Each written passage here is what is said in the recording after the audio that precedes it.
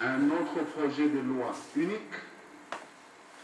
qui n'a aucun lien avec la révision de la Constitution et qui concerne tout juste des retouches en rapport avec le vécu électoral de l'exercice passé. Et donc maintenant, au cours de cette session, il n'est pas encore question ni d'une quelconque révision constitutionnelle.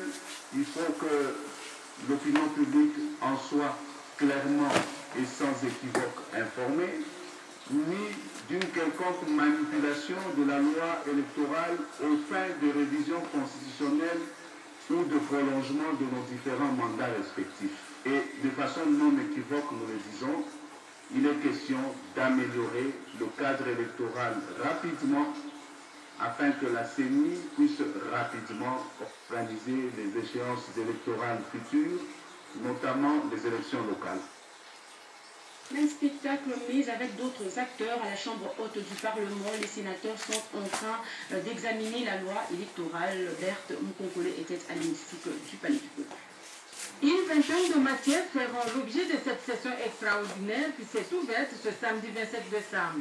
Parmi ces matières figure la loi électorale qui jusqu'ici n'est qu'une proposition au niveau de la Chambre sœur du Parlement. Le président du Sénat, Léon Kengwa-Dondo, a émis le vœu de voir cette loi examinée dans l'intérêt supérieur de la nation. Une proposition de loi portant modification de la loi électorale en vigueur a été déposée à l'Assemblée nationale par le député Dély Sessanga.